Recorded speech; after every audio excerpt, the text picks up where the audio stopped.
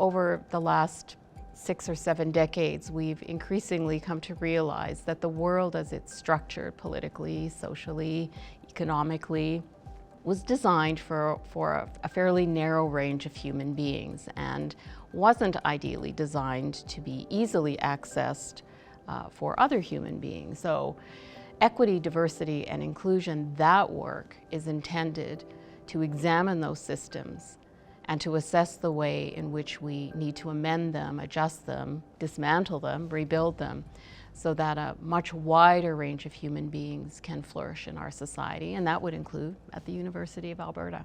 I like to think of EDI education as something that's ongoing. Understanding EDI as foundational to equitable research also serves underrepresented groups and contributes to a more meaningful and vast, diverse landscape in terms of what we consider complex research issues. So EDI education is, in my opinion, foundational to good research. There's a big difference between, I'm part of the problem, okay, so what? I'm just like everybody else and I keep going. But to get them to understand that they have to be part of the solution and activate that and make it happen, that's a very difficult part of the equation. It goes to mentorship. You have to be able to change a person by working with them very closely. People need to start in terms of their own EDI training based on where they are.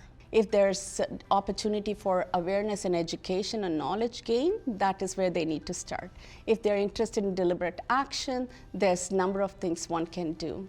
In our school, what we have found is that when we offer EDI training, only the really committed individuals participate. And that's common for many other EDI training as well. And so what we have done is embedded EDI as a theme in every faculty meeting we have. So we spend 15 to 20 minutes when we have a dedicated group of people to think deliberately about EDI and learn from each other in terms of how that can be incorporated throughout the research ecosystem, from the beginning in terms of composing the team or coming up with the idea, and how that knowledge is translated into the community in terms of actions, programs, and policies as well.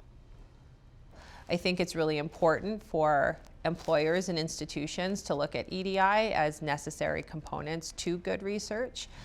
There are funding organizations like SSHRC, for example, that make EDI a necessary requirement, or EDI considerations a necessary requirement for research. And so I think it sends a very different message when institutions make that commitment, not just in print or in wording or front-facing language, but really expect a diversity in researchers, in types of research, and research issues. I think one of the most important things to guard against and be aware of is that we don't end up defaulting to a kind of tick box mentality or a performative mentality when doing this work. And I encourage people when they begin, before anything else, to sit with themselves in a self-reflective activity, to invite their teams into a self-reflective, collectively reflective activity, and ask themselves 2 things. Why is this important to me, ethically, from an ethical perspective, from a perspective of principle? And why is this important for this research project? From those 2 perspectives again. If we're undertaking this work from a principled perspective, because we profoundly believe in those goals that are attributed to equity, diversity, and inclusion work, then we hold ourselves to a particular kind of account. We make sure that the work we're doing is not tokenistic, is not performative.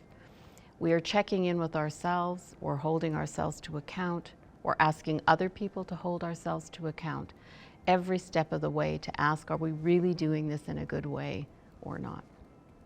Everyone has different capabilities. They come from different backgrounds. When you mix them together, the whole is going to be far better than if they're all exactly the same.